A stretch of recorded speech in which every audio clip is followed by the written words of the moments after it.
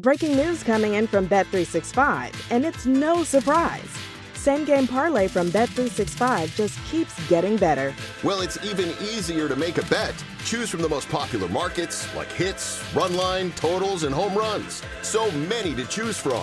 Download the app, start building your bet, and see why it's never ordinary at Bet365. Gambling problem? Call 1-800-GAMBLER. 21 plus only. Must be physically located in Ohio. T&Cs apply. This episode is brought to you by Progressive Insurance. Do you ever think about switching insurance companies to see if you could save some cash? Progressive makes it easy. Just drop in some details about yourself and see if you're eligible to save money when you bundle your home and auto policies. The process only takes minutes, and it could mean hundreds more in your pocket. Visit Progressive.com after this episode to see if you could save. Progressive Casualty Insurance Company and Affiliates. Potential savings will vary. Not available in all states.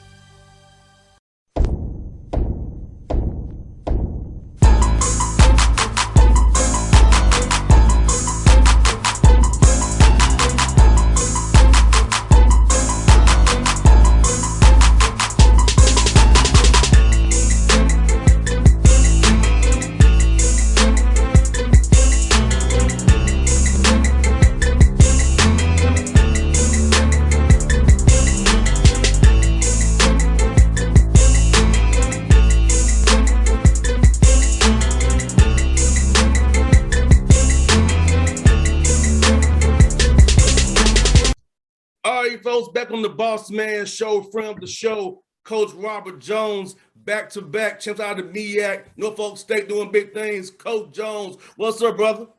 Hey, what's up, boss man? Man, not much, brother. Enjoying the birthday weekend still, seeing you guys do your thing, man. So living it up good down here, man. All right, happy birthday to you. Appreciate it, man. Man, Coach, man, you know how it is, Rob, man. You guys were the 100 all year in the MEAC. Everybody want a piece of Norfolk State and giving you their best shot every night. Talk about the resolve of your young men to know every night in that conference you were the 100 and had to bring it every night no matter what. It was a mental test for us all year. From the moment they said we were the preseason number one, to the moment, we started off with a great 9-1 start to regular season champs and all that stuff. We were the 100 all year. And, you got to have a great mental resolve to get through that battle. So, credit to those guys for staying with the plan and sticking the course with all the pressure that they had on them all year. No doubt, man. And like you said, man, that even in the non-league play, Norfolk State is not a walkover. It's not one of those guaranteed win nights, right? So even in non-league play, you won them non-league games. People wanted you then. And so in the offseason, coach, from summer to the fall, how did you prepare those guys mentally? What did you put on the board for those young men to know, hey, this is going to be focused every night. We are somebody who they want to beat every night. Behold the green and gold. There's a lot of tough conversations, just conversation after conversation about just trying to keep your mind right. Because we always said that physically we thought we had enough pieces to do some good things, but were we going to be able to stick together mentally? Were we going to be able to, fight adversity when things hit? Were we going to be able to bounce back if we had a loss? Because, it came to a point that loss was unexpected for us this year. And that's a tough thing to handle, for some of young men coaches too. If you lose, the world comes crumbling down on you, and we know in college basketball, you're going to lose. The best teams lose. But, in the world that we live in, when you start winning a lot, people don't think that you're supposed to lose, which is like, another whole topic, which is crazy. But at the same time, can we bounce back from that? And will we keep going with our goal? And our goal was to win the championship, and we was able to do that. We said our goal was to win both championships, honestly. And, we were able to do that. And I think the loss to Morgan State, I know you always say it's a good loss, but I think it helped you kind of give your guys a new centering and refocusing. Like, hey, we got to tighten up on some things because when you win and you have some bad things going on, you kind of cover because you're winning. But a loss, you can coach them even harder, get it on film, a teachable moment. So how that loss at Morgan State helped you for this run you went on into the MEAC season, into this tournament, now to go to the big dance one more time, brother? Sometimes when you're winning, it's like putting lipstick on an ugly girl. It's like, it masks a lot of things. Like it covers a lot of things. but when you lose, it exposes it. So we lost, and we lost by double figures. That game, honestly. And it was probably a double figure game, but the end result was double figures. So it was a wake up call, and I think that it was good that we played them in the semifinals because they had our full attention. And I'm not quite sure if they would have had our full attention if we would have not lost to them, because at that point we had won, I think, 8 out of the last 9 against Morgan or something like that. So if we would have won that game, it would have been like 8 out of the last 9. So I think that they would have thought, like, okay, this is just another win coming against Morgan. But the Morgan had our full attention, and of course, once you get to the championship, I mean, your attention got to be there no matter who you play. No doubt, man, and no doubt. And like you said, man, I really enjoyed watching you guys play all year because, like, you all play with passion, man. Your guys playing hard, and you all connected together. Talk about your guys, connectivity of your guys, the staff, and how, when you winning and still be connected together and the ego's not getting involved, and how selfless your guys have been all year long. I think it starts with with us, as coaches, not having egos, and stuff like that. We understand that no matter what praise or fame we get, it's like we can always still get better, and we always try to stay humble. And I think it rubs off on the players, and they try to do that. And then, we try to do a lot of different things to keep a family environment. We have dinners, and we have, guys come over my house and stuff like that. So we just try to be a well-knit family. And it just lessens the egos. Now, I'm not saying that, some guys might not have, but it doesn't stick out, as much as maybe some other programs. I think everybody got an ego to a certain extent, but ours don't. It's not like a sore thumb. Talk about Joe Brown Jr., man, regular season player of the year and the tournament MVP, matching Kyle Quinn, who did it for you guys back in the day. Talk about that young man, how he's progressed from last year to this year, how he's growing as a player and a man off the court. Well, last year he was hurt a lot. This year he wasn't. He had a stretch when he was hurt. He was hurt the first Central game that we played. He was really like 70% that game, and he didn't do as good as he normally would, and he went through some nicks and bruises, but for the most part he was healthy this year, and that played a tremendous part in it. And so I'm happy that he won Player of the Year. He's a 4-year guy, and that's kind of rare to say in this day and age. Nobody's a 4-year guy. It's like JUCO basketball. And I credit those JUCO coaches who were able to figure it out year after year, because this is what Division I is turning into, a whole new team every year. So I definitely credit those JUCO coaches that have been able to figure it out. But I'm just so happy for him, and of course he had a great performance in the tournament. I really thought it was going to come down between him and Jalen Hawkins, but I think that Joe edged Jalen a little bit in the championship game with the 23 points. So it could have easily been a most outstanding play, honestly. And I'll ask you about Mr. Hawkins, Mr. Jalen, man. Talk about how he compliments Joe's game, and also Tate as well. Now, talk about those two young men, how they compliment Joe's scoring ability out there, man, and leading your team as well, help you guys, give you all balance that you need to, on any given night, be able to hit your different guys who score the ball and rebound the ball as well. Joe, even though Joe is a scorer, he's also like a good facilitator for us. That's why we use him at the point guard position. But Jalen is like a scorer. Like, he's going to get it and try to go, which, kind of compliments. So now Joe can facilitate to him, and he can, and there's a lot of eyes on Joe, which leaves him open for shots and things like that. So that's great. Same thing with Tate. Tate is a versatile 4-man. He's kind of cutting that, that new kind of 4-3 combo type player. He can put it on the floor a little bit. He can shoot the 3. He can rebound the ball, big, strong body.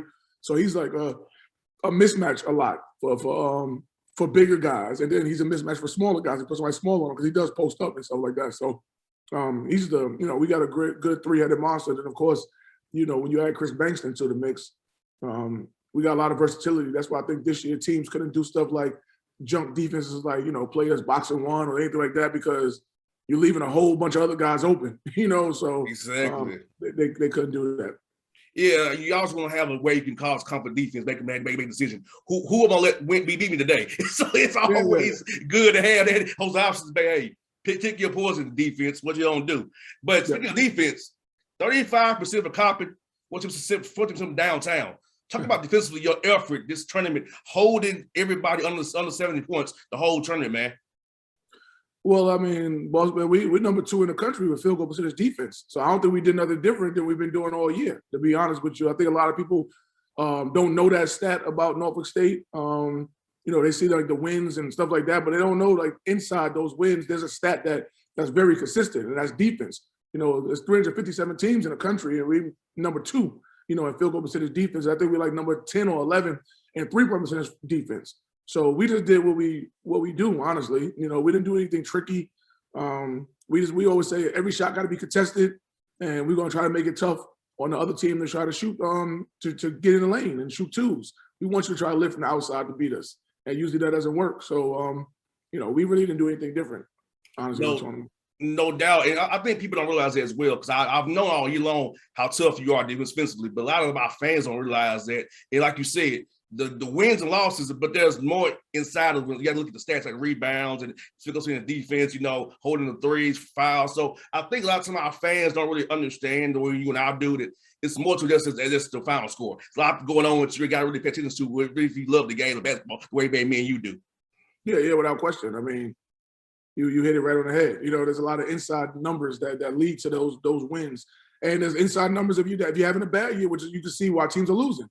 Honestly, so it goes both ways. And like I said, holding the 20 points in the first half, and a lot of you guys at 24 coming out at halftime. You came out there, made a run at them, and you kind of got a big lead there. So I want you to focus on this as well, how your team responded out of halftime. So some teams are not good out of halftime, but your team showed once again that you're good preparation-wise for first half, second half as well, coming out of the blocks, hitting them in the mouth, and you all took it and sailed on to championship games. Talk about coming out of halftime, what you did, having 24 points, the way you scored it in the second half, defense was well, shutting down as well.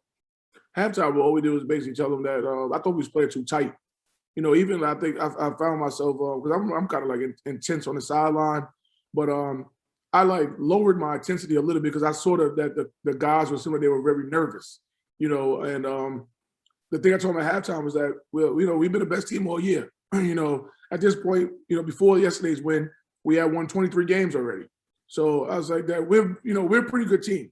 So let's go out and do the things that helped us win the 23 games previous. And that's going to help us win the 24th. And that's all the speech was, really. It wasn't like no real adjustments, no X and O tricky plays, none of that stuff. It was just like basically calm down, like relax. Exactly. Let's get back to playing the way we're supposed to play. Because even 24 points at half was uncharacteristic of us offensively. I mean, we were shooting like 36% at half. I think in the second half, if I'm not mistaken, I think we shot 61% in the second half or something like that. But once we calmed down, we just played the way we were supposed to play.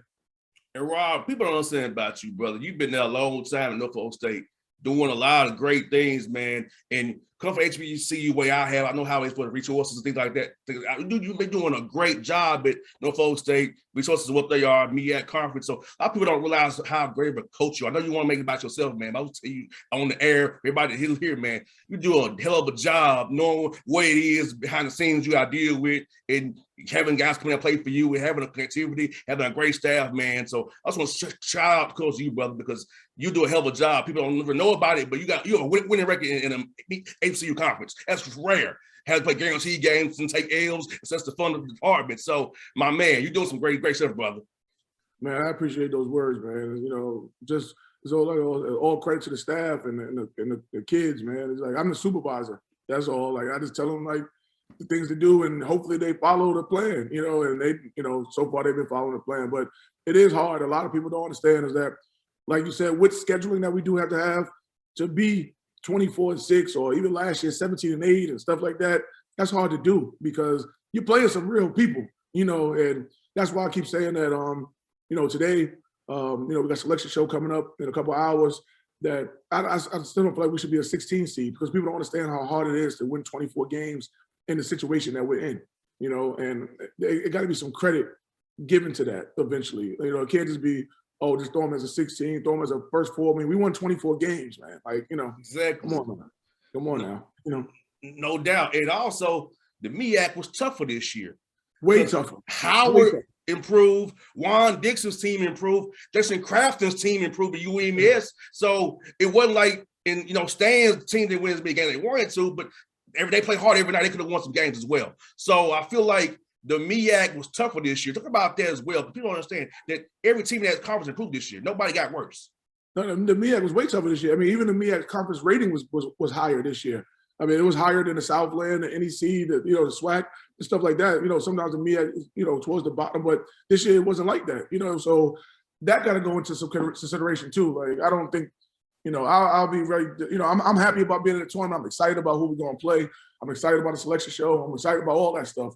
But I will be a little disappointed if we get 16, to be honest with you. I sure will too. Should be a 15 or at least a 15.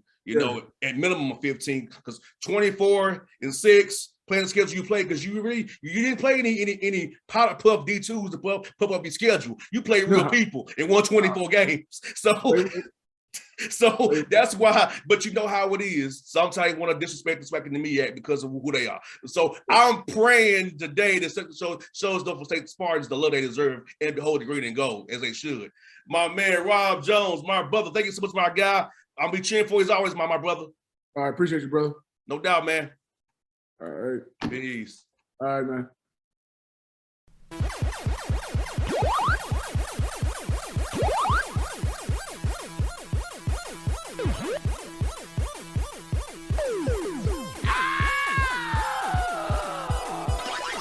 Breaking news, and this one is almost unbelievable. Yeah, it's all about new customers at Bet365 because they get $150 in bonus bets when they bet $5, win or lose. And even better, bonus bets can be used on the spread, totals, and player props.